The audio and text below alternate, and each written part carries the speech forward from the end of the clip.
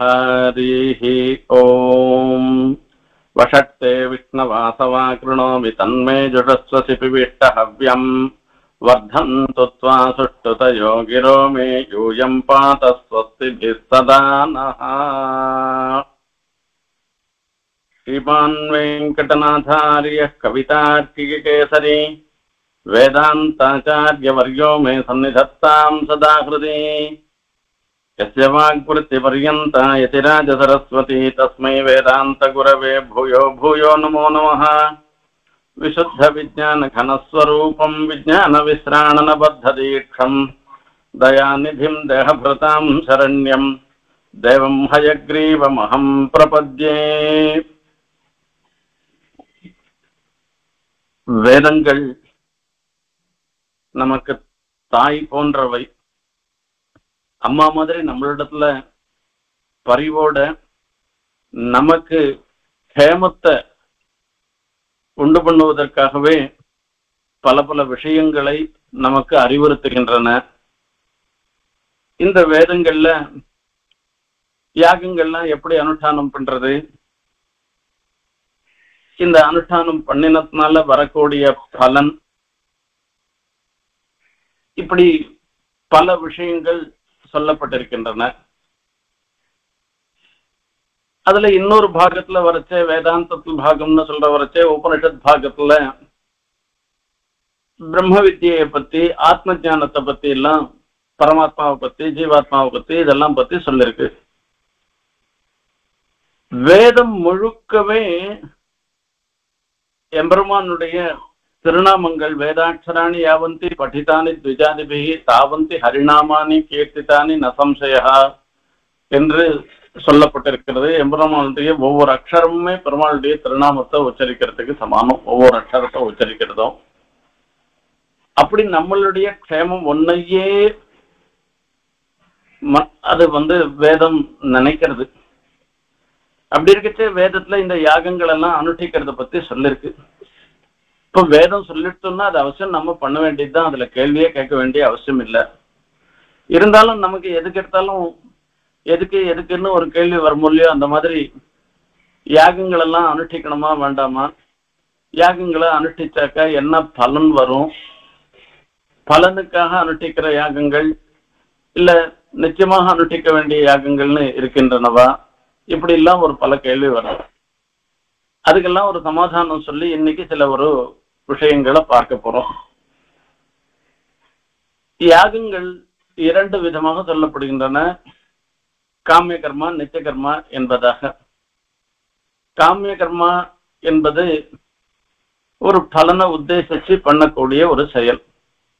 மழை வரணும்னாக்க காரியஷ்டின்னு ஒரு இஷ்டி, அந்த இஷ்டியை பண்ணோம்னாக்க அந்த வருண பகவானுக்கு ஒரு சந்தோஷம் ஏற்பட்டு மழையை நமக்கு கொடுப்பேன்.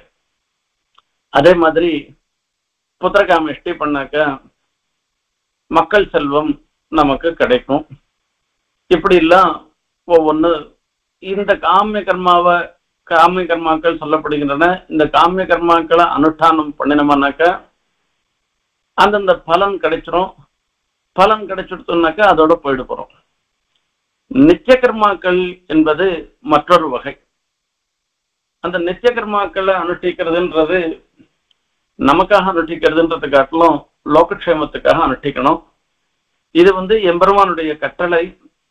இந்த கர்மாக்கள்லாம் இத கிரகஸ்தாலா இருக்கிறவா இத தர்ச பூர்ணமாசம் என்கிற கர்மாவை அனுஷ்டிக்கணும், யாகம் பண்ணணும், இப்படி எல்லாம் இருக்கு. பிரம்மச்சாரியா இருந்துருக்கிறவா சமிதாதானம் பண்ணணும், இப்படி எல்லாம் சொல்லப்பட்டிருக்கு.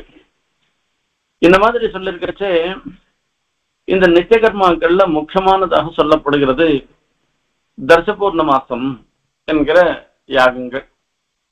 இது அமாவாசைக்கு தொடர்ந்து வரக்கூடிய பிரதம அந்த சன்னிவேசத்துல அனுஷ்டிக்கணும். மறுபடியும் பௌர்ணமி அதுக்கு தொடர்ந்து வரக்கூடிய பிரதம இதெல்லாம் அனுஷ்டிக்கணும்.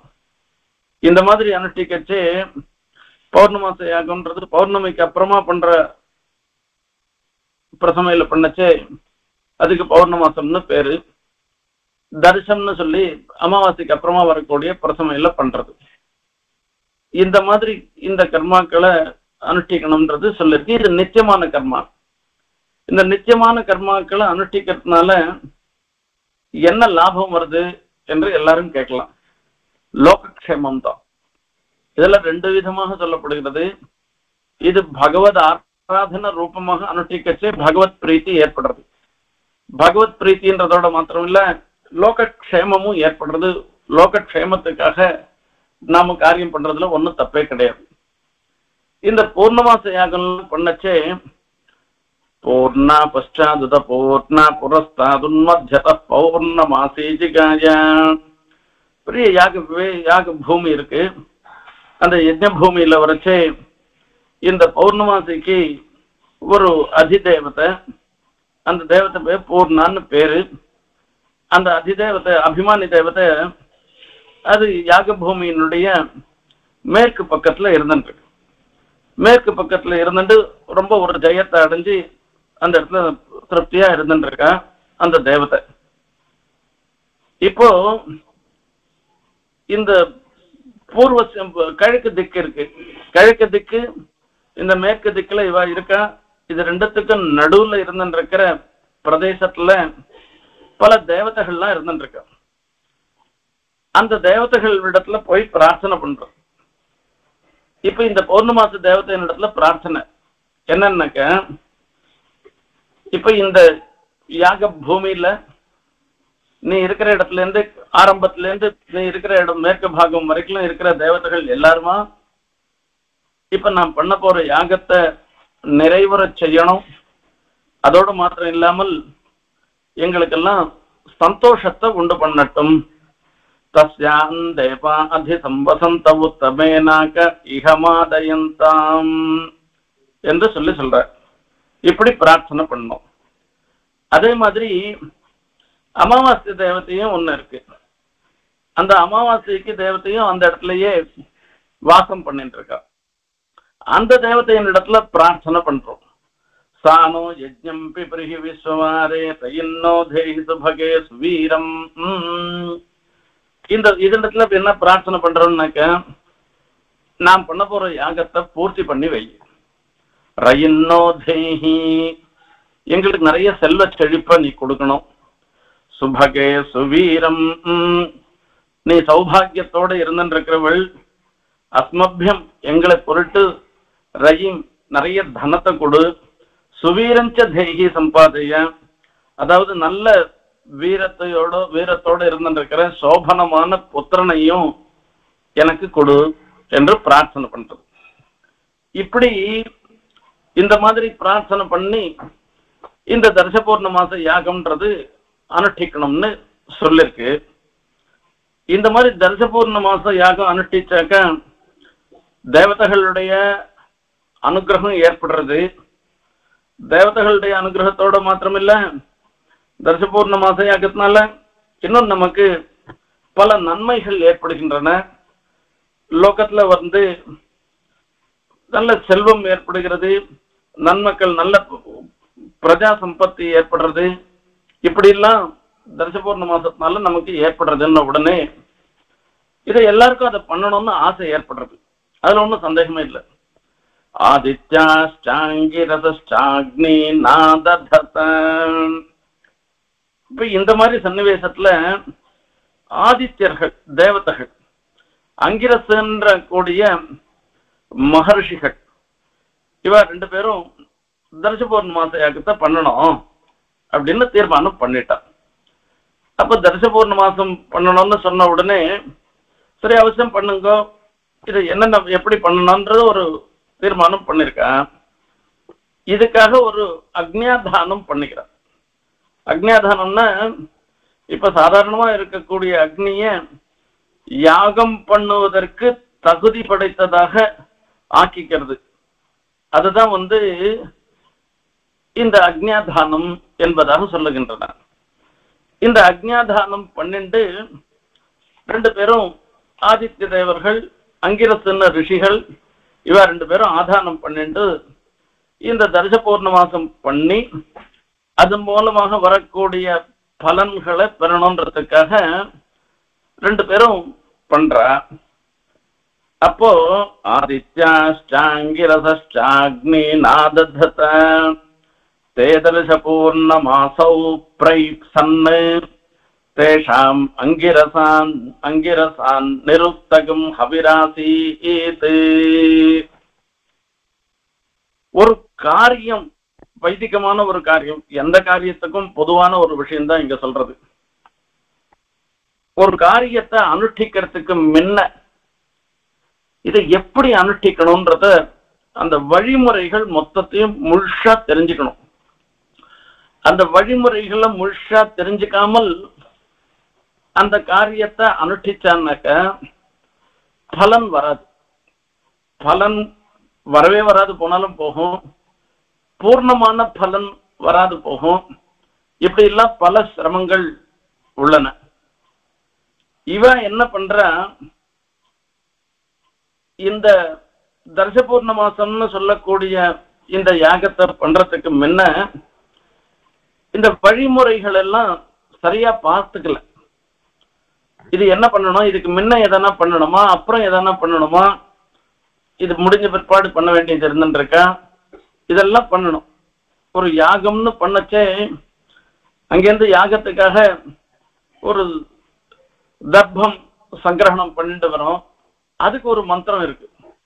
அந்த தர்ப்பத்தை நான் யாகத்துக்காக அந்த தர்ப்பத்தை பார்த்து சொல்ற விஷயம், நான் யாகத்துக்காக ஒன்ன நான் அறுத்துண்டு எடுத்துட்டு போறேன். நானு இப்ப இதை எடுக்கிறதுனால இது வரக்கூடிய எனக்குடைய பாபங்கள் எல்லாவற்றையும் போக்கடிக்கணும், எனக்கு க்ஷேமத்தை உண்டு பண்ணணும் நீ என்று அந்த தர்ப்பத்தை கேட்கிறோம். அதே மாதிரி சமித்து கொண்டு வரச்சே நீ முழுக்க முழுக்க பரிசுத்தமாக இருந்துருக்க, நான் வேற ஏதோ என்னுடைய சொந்த காரியத்துக்காக உன்னை எடுத்தும் போல, நான் ஹோமத்துக்காக இதை எடுத்தும் போறேன். அப்போ நீ எங்களை எல்லா சமயத்திலையும் ரட்சணம் பண்ணணும் என்று பிரார்த்தனை பண்ணிட்டு இந்த சமயத்தை கிரகிக்கணும். இந்த மாதிரி ஒவ்வொன்றுத்துக்கும் மந்திரம் இருக்கு. அந்த மந்திரங்கள்லாம் அர்த்தபுட்டியோட இருக்கிற மந்திரங்கள். அந்த மாதிரி ஒவ்வொரு கிரியை அனுஷ்டானம் பண்ணச்சேயும் அதுல எத்தனையோ அங்கங்கள்லாம் உள்ளன. அவை எல்லாவற்றையும் தெரிஞ்சு கொண்டுதான் அதை அனுஷ்டானம் பண்ணணும். இவ என்ன பண்ணிட்டா, இந்த தர்சபூர்ண மாசம்ன்ற ஒரு யாகத்தை அனுஷ்டிக்கிறதுக்கு முன்ன இது ரெண்டும் சேர்ந்து தரிசனத்துல பௌர்ண மாசத்துல சேர்ந்து பண்ற ஒரு யாகம், ரெண்டும் சேர்ந்து ஒரே யாகம். இதுல 6 யாகம் இருக்கு. ரெண்டும் சேர்ந்து ஒரு கர்மான்னு சொல்றோம். இந்த கர்மாவை அனுஷ்டிக்கிறதுக்கு முன்ன சாரஸ்வத ஹோமம் என்று 2 ஹோமங்கள் பண்ணணும். அந்த சாரஸ்வத ஹோமம் பண்ணணும்ன்றத பத்தி நினைக்காமலே இவ என்ன பண்ணிட்டா, அவசரமா இந்த அங்கிரசுகள்லாம் அவசரமா இந்த தர்சபூர்ண மாச யாகத்தை பண்ண பிரயிப்சந்தேஷாம் அங்கிரசான் நிருப்தகம் ஹவிராசீத். அப்போ இந்த யாகம் சாரஸ்வத ஹோமம் பண்ணாதையே அவ பண்ணிட்டா, தர்சபூர்ண மாச யாகம் பண்ணிட்டா. இது பரிசுத்தமானதாக ஆகல. சாரஸ்வத ஹோமத்தை பண்ணாதான் இதுக்கு சுத்தியே ஏற்படுறது, இது பரிசுத்தமானதாக ஆகும். இது பண்ணியும் பிரயோஜனம் இல்லாத ஆயிப்படுத்து. இதனால அவளுக்கு பலன் வரல. சரி, என்ன பண்றது? இவ முயற்சின்னு இருக்கா. பக்கத்துல ஆதித்யாடு இருந்துட்டு இருக்கான். அவ எல்லாத்தையும் நிதானமா யோசனை பண்ணி எப்படி பண்ணணும், இதுக்கு பூர்வாங்கமாக முன்ன பண்ண வேண்டியவை என்ன, அந்த சமயத்துல யாகம் பண்ணச்சே என்ன பண்ணணும் என்றதெல்லாம் அவ யோசனை பண்ணி அவ பண்றா. அவ என்ன பண்ணான்னா, இத தர்சபூர்ண மாசம் இப்படி இந்த யாகத்தை அனுஷ்டிக்கிறதா இருந்ததுனாக்க அதுக்கு முன்ன சாரஸ்வத ஹோமம் பண்ணணும் அப்படின்னு சொல்லிட்டு சாரஸ்வத ஹோமங்களை பண்ற. சாரஸ்வத ஹோமங்களை பண்ணிட்டு அதுக்கப்புறமா தர்சபூர்ண மாசத்துக்கோசரம் ஹவிஸ நிர்வாகம் பண்ற, ஹவிஸ அதுல சமர்ப்பிக்கிற. அவளுக்கு சம்பூர்ணமான பலன் வந்துடுது. இப்போ ते दर्शपूर्णमासौ प्रैप्सन्तेषामङ्गिरसाम् निरुक्तकम् हविरासीत् अथादित्या एतौ होमावपश्यन् तावजुहुः ततो वै ते दर्शपूर्णमासौ पूर्व आलभन्त அவ பண்ண உடனே தர்ச பௌர்ணமாசம்ன்றது நிறைவு அடைஞ்சிட்டு இது ஒரு விளம்பம் இல்லாமல் அவளுக்கு உடனே பலன் வந்துடுத்து. இப்போ தர்ச பௌர்ணமாசத்துக்கு ஆரம்பிக்க சாரஸ்வத ஹோமம் பண்ணதுனால அவளுக்கு தகுதி வந்துடுத்து, இந்த ஹோமம் பண்ணினதுனால அவளுக்கு பலனும் வந்துடுத்து. ஆகையால நல்ல அவளுக்கு க்ஷேமம் வந்தது. இவ என்ன பண்றா, அப்புறம் என்ன பண்ற, ஓஹோ நமக்கு இன்னும் வரலையே, அவளுக்கு வந்தது தேவதைகளுக்கு வந்தது ஏன் வரல அப்படின்னா இப்ப இவ புரிஞ்சுட்டா, ஓஹோ நாம இந்த தர்ச பௌர்ணமாசத்துல இதுக்கு அங்கமா இருக்கிற சாரஸ்வத ஹோமத்தை நாம பண்ணல, ஆகையால நமக்கு அந்த பலன் வரல. இப்ப சாரஸ்வத ஹோமத்தை பண்ணிட்டு இவளும் அங்கிரசுகளும் அதுக்கு உண்டான பூர்ண பலனும் அடைந்தார்கள் அப்படின்றது இந்த இடத்துல ஒரு உபாக்கியானம். இதே மாதிரிதான் நேத்தி நாபாநேதிஷ்டனுடைய விற்த்தாந்தத்தை பத்தி பார்த்தோம். மனுவனுடைய பிள்ளை அவருடைய விற்த்தாந்தத்தை பார்த்தோம். அதுலயும் சொல்லச்சே அங்கிரசுகள்லாம் யாகம் பண்ணிட்டு இருப்பா. அப்படி அவ யாகம் பண்ணச்சே அவளுக்கு ஒரு மந்திரம் தெரியாது.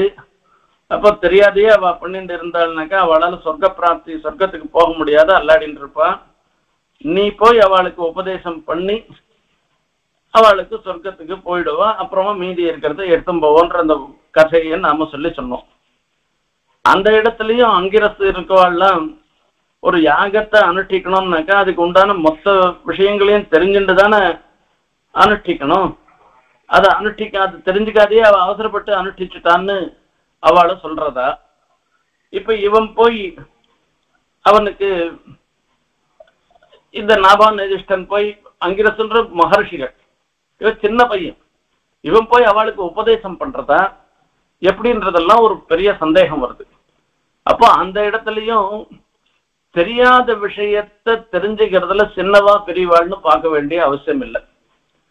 இப்ப அங்கிரசுகள்லாம் ரொம்ப பிராமணிக்க, நாம அவசரப்பட்டு காரியம் பண்ணிருக்கோம், இப்ப நமக்கு பலன் சித்திக்கல, சரி யார் சொன்னாலும் அதை எடுத்துக்க வேண்டியதுதான் என்று நாபாநதிஷ்ட சின்ன பையனா இருந்தாலும் கூட அவன் தெரிஞ்சுட்டு சொல்றான். சொன்னத்தை பண்ண உடனே அனுஷ்டிச்ச உடனே அவளுக்கு சொர்க்க பிராப்தின்றது ஏற்பட்டு போயிடுறது. அதே மாதிரி இந்த இடத்துலயும் நாம ஒரு நல்ல காரியம் பண்ண, இது பண்ணா நல்லதுக்கு நடக்கும்னு சொல்றான். உடனே எப்படி பண்ணணும் என்னன்றத பத்தி யோசனை பண்ணாத அங்கிரசுகள்லாம் உடனே ஆரம்பிச்சு பண்ணிட்டா. இப்படி பண்ணிட்டதுனால என்ன ஆயிடுத்து, அவளுக்கு பலன் வரல.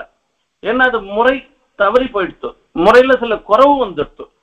இதே பக்கத்துல பார்த்துட்டு இருக்கா, இன்னொருத்தருக்கு அந்த பலன் வரத பார்த்துட்டு இருக்கா. ஆதித்யாளுக்கு வரச்சே அவ என்ன பண்ணிருக்கா, நாம என்ன தப்பு பண்ணிருக்கோம், நமக்கு ஏன் வரலன்றத அது ரெண்டத்தையும் பராமர்சம் பண்றா. இப்ப பராமர்சம் பண்ணச்சே சாரஸ்வதம் நாம பண்ணாத விட்டுட்டோம், ஆகையால நமக்கு வரலன்னு தெரிஞ்சுக்கிறா. இப்போ இந்த மாதிரி ஒரு தெரிஞ்சுண்டு நாம பண்றதுல ஒரு குறைபாடு இருந்து அந்த குறைபாட நிவர்த்தி பண்ணிட்டு அந்த கர்மாவை பூர்த்தியா பண்றதுனால இவளுக்கு அங்கிரசுக்கு ஒன்றும் குறவு வந்துட போறது இல்லை. என்ன இதுல குறை வந்திருக்கு அப்படின்னாக்கா, தவறு நேர்ந்திருக்குன்னாக்கா அதை அங்கீகரிக்கிறது இருக்கு, அதுதான் பெரிய மனசு. அதுவும் இந்த யாகானுஷ்டானத்துல அங்கிரசுகள் பண்றதெல்லாம் இது அவ ஏதோ தப்பு பண்ணிட்டா அதை திருச்சிட்டான்ற மாதிரி எல்லாம் ஒன்றும் இல்லை. முதல்ல பண்ணி பார்க்கறா, பண்ணி பார்த்தா இதுக்கு பலன் வரல, எப்படி பண்ணா பலன் வரும்ன்றத பராமர்சம் பண்றா. அதே மாதிரி அப்புறமா மறுபடியும் பண்றா. ஆகையால இந்த அங்கிரசுகள் தான் யாகங்கள்லாம் அனுஷ்டிக்கிறதுக்காக நமக்கு வழிகாட்டியாக இருந்து எல்லா விதத்திலையும் நம்மளையும் யாகம் பண்ணும்படியாக பண்றான்னு சொல்றோம். இந்த விற்த்தாந்தம் மூலமாக நாம் தெரிந்து கொள்வது என்னன்னாக்க, எந்த ஒரு காரியத்தை பண்ணாலும் அதனுடைய வழிமுறைகளை பூர்த்தியா தெரிஞ்சுட்டு அப்புறம்தான் அதை அனுஷ்டானம் பண்ணணும். அரைக்குறையா தெரிஞ்சுட்டு அந்த காரியத்தை பண்ணமானாக்கா பலன் கிடைக்காது. எம்பெருமானிடத்துல பரத்தை சமர்ப்பிக்கிறோம். மகா விசுவாசம் இல்லாத பரத்தை சமர்ப்பிச்சாக்கா ஏதோ சொல்லி வைக்கிறேன், நீ பார்த்துக்கோ அப்படின்னு சொல்லி வைக்கிறேன், அவர் ரட்சணம் பண்ணுவேரா மாட்டேறான்னு தெரியல. இப்படி மகா விசுவாசம் இல்லாமல் ஒருத்தம் பண்ணிட்டான்னா, பரசமர்ப்பணம் பண்ணிட்டான்னாக்க அது அங்க பூர்த்தி இல்லாததுனால அதுக்கு விளம்பம் ஏற்படும். அங்க பூர்த்தியை ஏற்படுத்தி அப்புறம்தான் பலன் கொடுக்கும். ஆகையால எந்த ஒரு செயலை செய்யறதா இருந்தாலும் அதுக்கு வேண்டிய வழிமுறைகளை சம்பூர்ணமா தெரிஞ்சுண்டு அதுக்கப்புறமா அந்த செயலை செய்யணும். இது ஒரு விஷயம் நாம தெரிஞ்சுக்கிறது. இன்னொரு விஷயம் அங்கிரசத்துல இருந்து நாம தெரிஞ்சின்ற விஷயம் இன்னொன்னு என்னன்னு கேட்டா, சின்னவா பெரியவான்னு பாக்குறது இல்ல. இந்த நாபாநிதிஷ்டன் சின்ன பையனா இருந்தாலும் கூட யுக்தியுக்தமான ஒரு வார்த்தைய சொன்னாக்க அவ வார்த்தையும் கேட்கறதுனால தப்பு கிடையாது. அது பலன் கொடுக்கறதுன்னாக்க அந்த வார்த்தையும் கேட்கிறோம். இன்னொரு விஷயமும் இப்ப பார்க்க போறோம். இந்த யாகத்துல புரோடாசம் என்கிற இந்த ஒரு ஹோமம் செய்ய வேண்டிய வஸ்துல இது ஒண்ணு. இது நெய்ய குத்தி மாவால வறுத்து அத ஒரு உண்டையா பிடிச்சு அதை வெப்ப அந்த புரோடாசத்தை. இது அக்னிக்கு சமர்ப்பிக்க வேண்டிய வஸ்து. இது இந்த புரோடாசத்தை தரிச பௌர்ணமாசத்துல இவ பண்றாளோ இல்லையோ, இவ என்ன பண்ணிட்டான், இந்த புரோடாசத்தை அக்னிக்கு சமர்ப்பிக்கிறது. ஒவ்வொரு இதுக்கும் தேவதை உண்டு. இதுல அக்னி, இந்திரன், இந்த மாதிரி எல்லாம் ஒவ்வொன்றுத்துக்கும் தேவதைகள்லாம் உண்டு. விஷ்ணு, ஆக்னா விஷ்ணவம், அக்னி சோமியம் அப்படின்னு எல்லாம் தேவதைகள்லாம் அது அதுக்குன்னு நியத்தமாக இருக்கு. அந்த தேவதைகளை குறிச்சு பண்ணணும். இவ இந்த தரிசபூர்ண மாசம் பண்றதுக்காக யாகசாலை உள்ள போற. இது எந்த இடத்துல அப்படின்னு சொன்னோம்னாக்க, இவெல்லாம் அங்கிரசெல்லாம் உத்தமா சுவர்க்கம் லோகமா என்னன்னு உத்தமமான சொர்க்கலோகத்துக்கு போறாளாம். அங்க சொர்க்கத்துக்கு போய் இதவு தபா சுவர்க்கம் லோகமா என்ன ததிருஷயோ யஜ்ஞ வாஸ்துவயந்தே. அந்த ரிஷிகள்லாம் என்ன பண்றா அப்படின்னாக்க, அந்த யஜ்ஞ வாஸ்து அதாவது யாகசாலை, அந்த யாகசாலைக்குள்ள உள்ள போறாளாம். யாகசாலைக்கு உள்ள போன உடனே யாகம் பண்ணணும் அப்படின்றதுக்காக சித்தமா இருந்துருக்கு. இப்போ அது உள்ளுக்குள்ள ஏற்கனவே இந்த புரோடாசங்கள்லாம் உண்டைய ஆக்கி ஆமையாட்டம் ஆமை வடிவுல அது தட்டி வச்சிருக்கு. இந்த புரோடாசம் என்ன பண்றதா, இவ யாகசாலை உள்ள நுழையச்சு முள்ள முள்ள முள்ள முள்ள அங்கேருந்து கிளம்பின்னு இருக்குதான். இது எப்படிடா கிளம்போம் அப்படின்னு எல்லாம் கேட்க வேண்டாம். இது புரோடாசம் ஆமை வடியில இருக்கிறதுனால ஆமை மாதிரியே அதுவும் யாகசாலைக்கு வெளியில முள்ள ஊர்ந்து போயிட்டு இருக்கான். ஐயோ இது ஊர்ந்து போயிடுச்சுன்னா அப்புறம் எதை வச்சுட்டு ஹோமம் பண்றது? தே பஸ்யன்னு அவ பார்த்தாலாம். இது என்னடா இது முள்ள கலந்து போயிட்டு இருக்க. புரோடாசமானது கோர்மம் பூதகம் சர்பந்தம். இது புரோடாசம் ஆமை மாதிரி இருந்துட்டு இங்கேருந்து நகர்ந்து போயிட்டு இருக்குது. இந்த புரோடாசத்தை பார்த்து அவ சொன்னாலாம், தமப்ருவன்னு, அப்ப நீ போயிடுறியே, நான் உனக்கு தேவதைகளுக்காக சமர்ப்பிக்கிறதுக்காக நான் வச்சிருக்கேன் நானு, ஆகையால நீ இருந்துரு அப்படின்னா எந்த தேவதைக்கு கொடுக்க போறான்றதுக்கு ஒவ்வொன்னா சொல்றது. இந்திராயத்யஸ்வ அப்படின்னு சொன்னானா, அப்பா புரோடாசமே நீ வெளில போகாத, யாகசாலையிலேயே நீ தங்கியிரு, உன்னை இந்திரனுக்கு ஹோமம் பண்றோம் என்று அங்கிரசு சொன்னாலாம். சொன்னாக்க அது மேல போயிட்டே இருக்கு. இந்த வார்த்தையே கேட்கலையா. சரி, ப்ரஹஸ்பதயஸ்வ, நான் ப்ரஹஸ்பதிக்கு நான் கொடுக்குறேன் அப்படின்னு சொன்னானா. இவ சொன்னாக்க அதுக்கும் செவி சாய்க்கல, இன்னும் போயிட்டே இருக்குதான், முள்ள முள்ள போயிட்டே இருக்குதான். சரி, அப்புறம் என்ன பண்றதுன்னா, விஸ்வேபியோ தேவேபியோ ஓத்யஸ்வ, விஸ்வதேவன் ஒரு தேவதை இருக்காள, அந்த தேவதைக்கு ஹோமம் பண்றோம் உன்ன, ஆகையால நீ போகாதன்னு கேட்கணும். எல்லாத்தையும் கேட்டுன்றது, அது நிக்கல, அது முள்ள முள்ள முள்ள முள்ள போயிட்டே இருந்துட்டு இருக்குதான். அது சரி, கடைசியில என்ன பண்றதுன்னு தெரியாத இவா ஒரு வார்த்தை சொல்றாளாம். இது சொல்லிட்டு இவா சொல்ற வார்த்தைய தன் ஆத்திரியத்தை, இவா சொல்ற வார்த்தைய அது பொருட்படுத்தவே இல்லை. யாரு? அந்த ஆம ரூபத்துல இருக்கிற அந்த புரோடாசம் பொருட்படுத்தல. தமப்ருவன்னு கடைசியில அதை பார்த்து இவா சொன்னாலாம், அக்னயே உன்னை அக்னிக்கு ஹோமம் பண்றோம், நீ வெளியில போகாத சொல்லி சொன்னாலாம். உடனே புரோடாசம் நின்றுட்டான். அப்ப என்னாச்சு? இப்போ இது சொன்ன உடனே நின்றுட்டோம். இப்ப இந்த வஸ்துவ அதனாலதான் அமாவாசை பௌர்ணமாசை ரெண்டுலயுமே இதுல வரைச்சு இது அஷ்டா கபாலம்னு ஒரு கபாலத்துல இந்த புரோடாசத்தெல்லாம் வச்சு பண்ணுவா. இதுல ஹோமம், முதல் ஹோமம் அக்னிக்கு ஹோமம் பண்றதுன்றது இருந்துட்டு இருக்கு. அது ஒரு முக்கியமான ஒரு விஷயம். இப்ப இந்த விற்த்தாந்தத்தை சொல்லி சொன்னதுக்கு தாத்பரியம் என்னன்னு கேட்டா, அக்னிக்கு இந்த ஹோமம் பண்ண, அதாவது இந்த ஹோமத்துல அக்னி பிரதானமான தேவதை என்பதை நாம மனசுல நினைச்சுக்கணும். என்ன தேவதா விபரியம், வேற ஒரு தேவதைக்கு கொடுக்க வேண்டியதை இன்னொரு தேவதைக்கு கொடுத்துட்டோமானாக்கா இதனால விபரீத பலன் ஏற்படும். ஆகையால வஸ்துலையும் இந்த வஸ்துக்கு பதிலாக இன்னொரு வஸ்துவை கொடுத்துட்டோம்னா அதுலயும் நமக்கு விபரீத பலன்லாம் ஏற்படும். அந்த மாதிரி ஆகாமல் இருக்கிறதுக்காக இந்த யாகத்துல இவர் தான் தேவதை, அக்னி தான் தேவதை. இந்த அக்னிக்கு நாம கண்டிப்பா கொடுத்தாகணும் என்பதை தெரியப்படுத்துறதுக்காக இந்த ஆம குருவுல புரோடாசம் யாகசாலையை விட்டு வெளியில போச்சு.